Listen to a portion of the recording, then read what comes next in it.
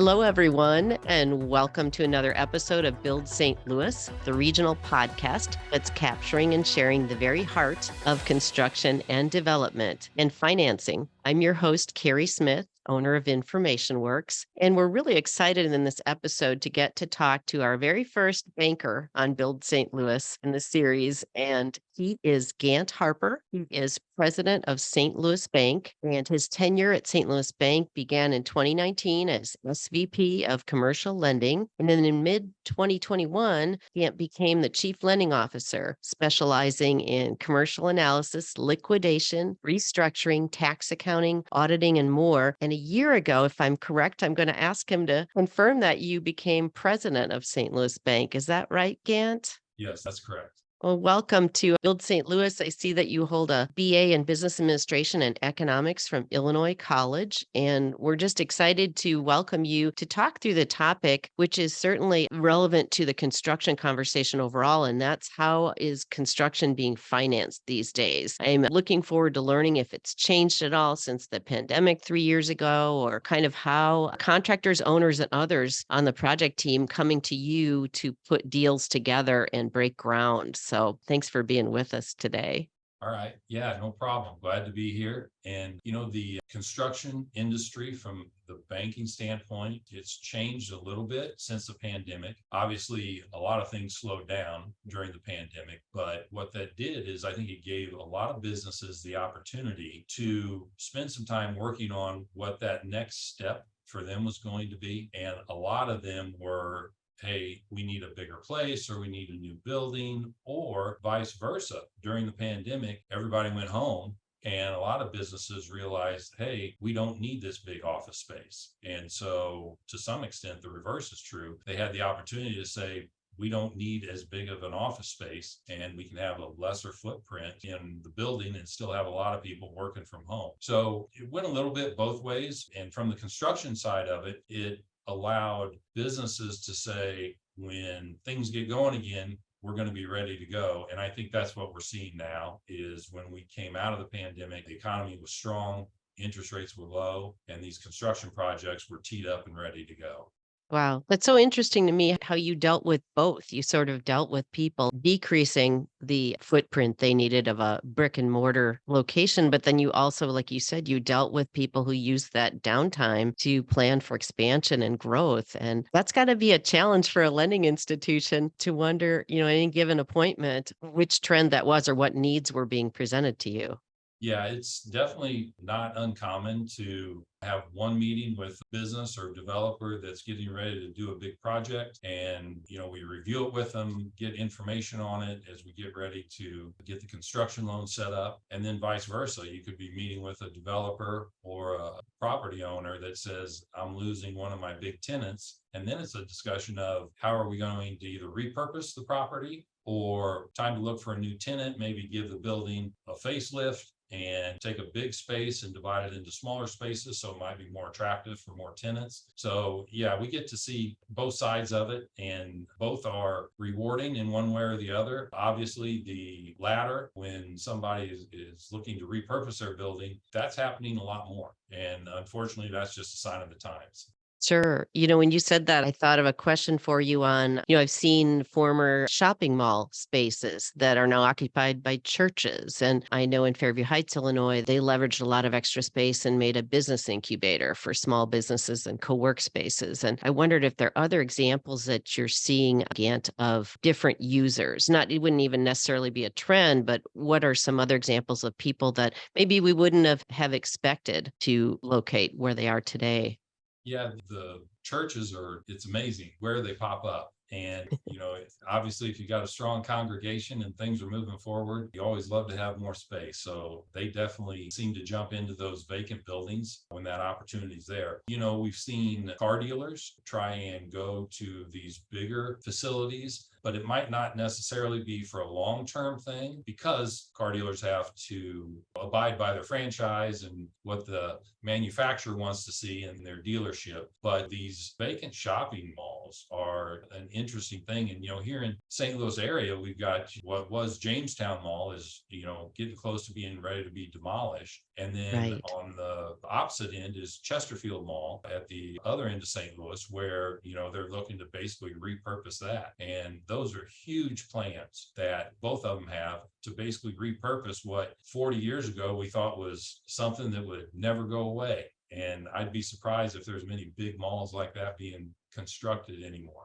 Sure. And you mentioned Chesterfield Mall, and I'm not sure if I have the correct concept for that one. Is that the one that they're going to be working on? Was it like a proposed entertainment or sports complex?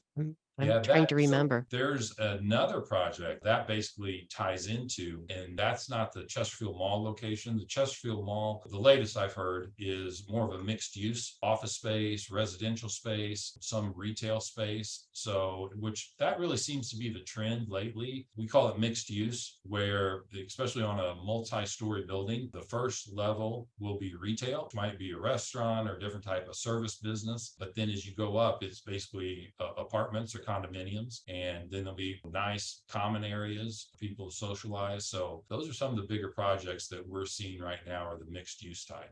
I find it so intriguing and fascinating because you had this sort of period where we were in kind of a forced hibernation, for lack of better description, and we were all working from home. And, that worked for a while. And then, I don't know if I can draw a solid line to this, but now I see the success of those places where people can live and work and play, but have that. We see a lot of amenities too. I mean, coming into these mixed use projects and these, upscale living spaces. So it seems like, at least for some sector of the population, we realized we needed community and we Right. were looking for spaces. Some of us are looking for spaces like that. Right. Yeah. Some of the bigger projects here in St. Louis, you see a lot of common area where social activities are there to try and draw people out and give them that better sense of community right there inside their own building.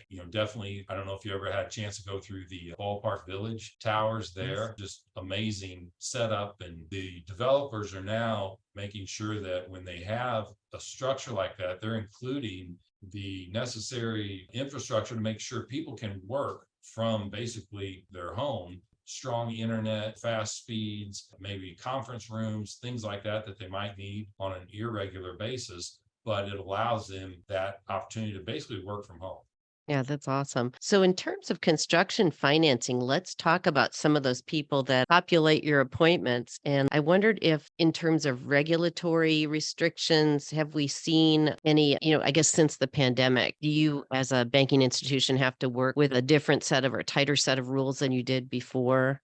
Yeah, the rules haven't really changed that much, but what has changed is obviously it seems like the projects are getting more expensive. They're bigger and bigger. And so what happens is a construction project inherently is a riskier project than a lot of the loans that you do, because a final price that you're shooting for, but you don't know for sure until that project is complete, that came in on budget or over budget or under budget. And the risky and unfortunate side of construction loans is that at some point in time going through that project, the contractor comes back to the owner and says, we don't have enough money. And it can be for a variety of reasons. But typically, what we need to do is we need to make sure that as a bank, we're comfortable that not only the borrower, but also the contractor can handle a project of that size. And then we do definitely get a copy of the contract, take a look at it. Is it fixed price to where we can be comfortable that if this is over budget, who's going to bear that burden? If it's for change orders or extras, it's the borrower. But if it's just the contractor didn't bid the project correctly, it's in their court to cover that. So the projects are definitely more expensive. And so you're seeing a lot bigger numbers. And what we used to have in mind as a price per square foot for a project has just kind of gone out the window. And it's almost amazing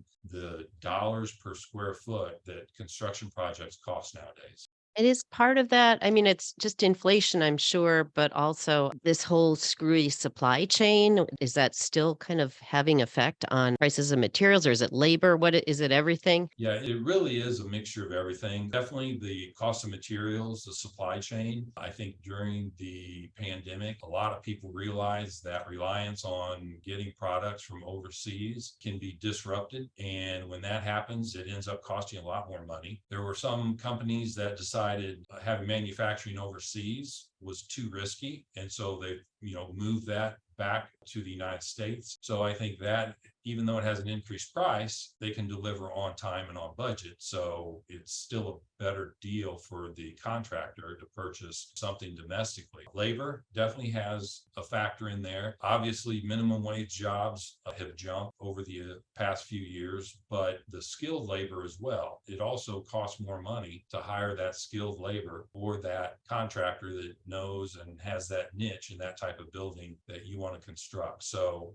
it's a multitude of things, but the prices are definitely higher. And that just simply means that if it's an apartment building or mixed use building, the cost to rent a retail space is going to be a higher amount. And then your rents, what might have been an apartment or condo that rented for $1,700 a month is now $2,100 a month. Mm.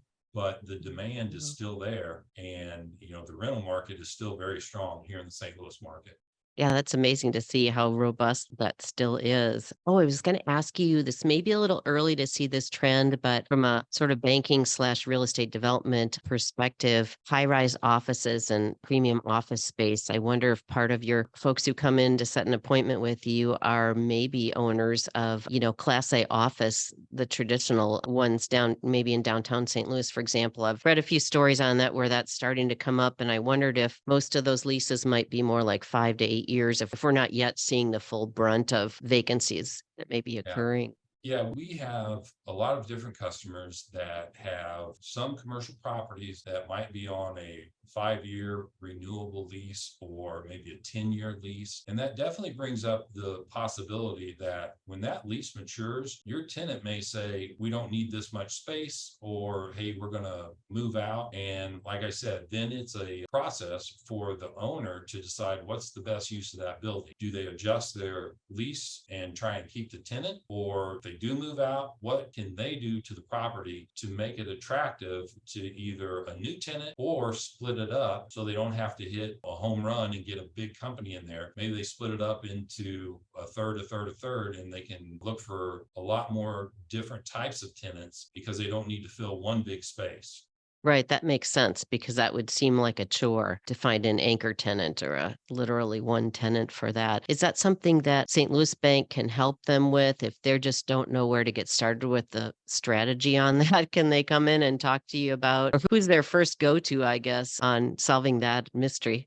So, I think fortunately, the owners of those buildings are well aware of what's going on. And so we might think we know some things and can help them out, but it's probably something they've already thought about. And we appreciate that as well. But what we can do is we do have a lot of hundreds of different businesses that we touch on a regular basis. And we may know of a business that's looking for maybe a new location, or if they had an opportunity to get into the right space at the right price, it would be something that they would be interested in doing. And when those things arise, we definitely are there to help our customer out and say, hey, I think I might have somebody that would be interested in moving into that space or moving into a portion of it. Or if you're interested in repurposing the space, I think there's a customer we have that might be interested. So I think that's where we see the biggest assistance that we can give that building owner is connecting them to maybe one of our customers if we know what their needs are. Sure, that seems like a powerful circle of networking, like you said, with hundreds of clients that you can help both of them, both parties, by putting them in touch with each other. Right. That's great.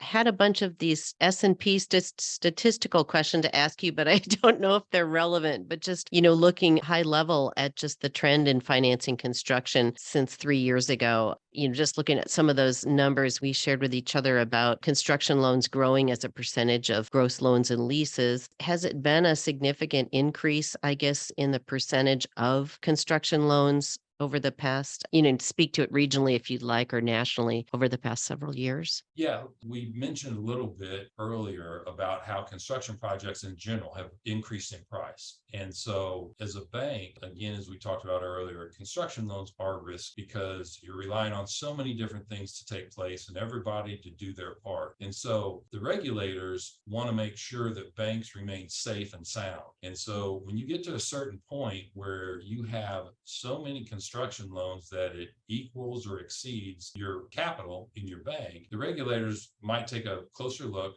make sure that we have the processes in place and our loan files are documented to show that we've done our homework to make sure that this construction project, we've removed as many of the risk as possible by doing our homework on the contractor, who the tenant's going to be, does the owner have the ability to fund any cost overruns, or maybe we structured the deal to where, let's say it's $1 million project, but we set aside a 10% contingency fund that could be accessed if there were some overruns or the project is delayed and takes longer. So the regulators and banks basically work together. And again, that whole process is really for the benefit of the depositors to make sure that the money they put in the bank is safe, which if it's FDIC insured, obviously it's safe. But we have to do our part and make sure through our process of underwriting, reviewing the different factors, and then structuring the construction loan that we do our part to make it as safe as possible.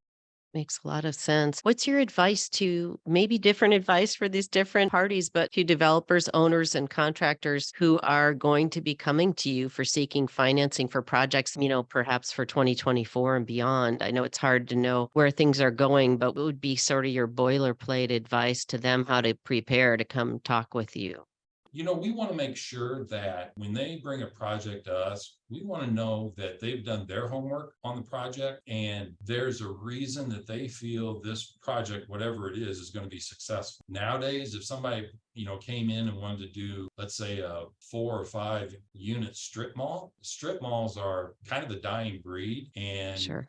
fortunately or unfortunately, those types of projects don't have long-term tenants. And when you see one, you typically see some vacancies in there. And so if somebody comes in with a project like that, we're going to want to see that they have a lot of interest in leasing that space. We want to make sure it's in a good location, that when it is done and complete, there are businesses that it makes sense they would want a office there. If it's a residential or a mixed use type place, we want to know that neighborhood is the type that needs additional rental spaces for condos and apartments. There's all kinds of studies that the developer or the owner can get on that. So again, they have to come in and kind of make us comfortable that this is a project that is needed in the area, and they've done all their homework to make sure that the risk has been reduced as much as possible. So if it's a deal we approve and it moves forward, we're ready and have already addressed hopefully some of those risks. If it's a mixed use or retail space, a lot of times you'll actually get letters of intent, if not an actual lease, that can be signed ahead of time. So that gives us a lot more comfort that once the property is completed, you've got your tenants already signed up and ready to go. Okay, so the letters of intent are from the actual, proposed tenants. That Right. makes a lot of sense. Right. The types of building that they're building, whether it's a steel building or lumber. A couple of years ago, steel was really a hot commodity. And if you had a project that required steel, a lot of times you're going to be delayed for the foreseeable future, and they might not be able to tell you exactly when you're going to get that. Those are the types of situations we really want to avoid, because that just increases the cost, increases the frustration. The interest expense, obviously carries on while you're waiting on something like that. So again, a developer or a contractor that says, hey, here's a project I want to do, we want to make sure that they've gone through and looked at everything so we can be comfortable that they know exactly what they're getting into. And, it's sometimes a sales project where they have to sell the deal to us, but as long as we're comfortable, we're glad to help them out. And that makes a lot of sense, Gant. I'm thinking if I were the one having to be accountable to the owner or I was generating the capital to do my part of the deal, I would want to jump through steeper hoops that your bank presents because, as you said, nobody wants to be not be successful and to be in a loan agreement that they can't fulfill when all those unknowns start popping up. It makes a lot of sense to me that, for lack of a better word, that you guys would need to be picky on the front end because you can't grant loans to everybody in every project. We have the experience of dealing with multitude of businesses year after year in a multitude and a variety of projects. And so when somebody comes to us, and actually I'll give you an actual example from just a couple of weeks ago. We met with someone who wanted to build a building for a business that they had a little bit of experience in. They had a contractor, and the contractor gave them a contract and said it's going to cost this much money. When we met with the person, they said the contract might be all the way up to what ended up being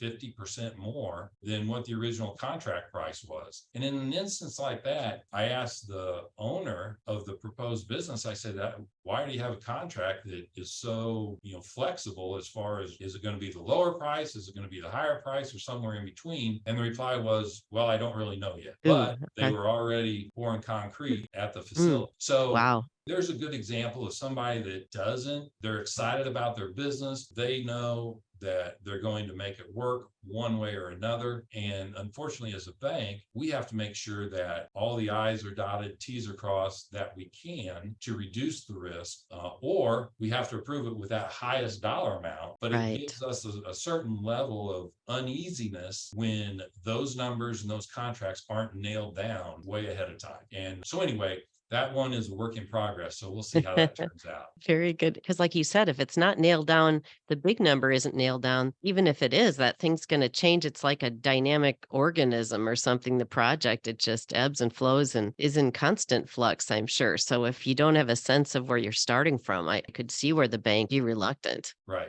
Yeah, it definitely is an uncomfortable feeling when they don't know exactly what the final project is going to look like or how Mm. much it's going to cost. And in that instance, we typically say, look, we need to have that nailed down and you need to have a budget, a set of plans, and you pretty much have to stick to them.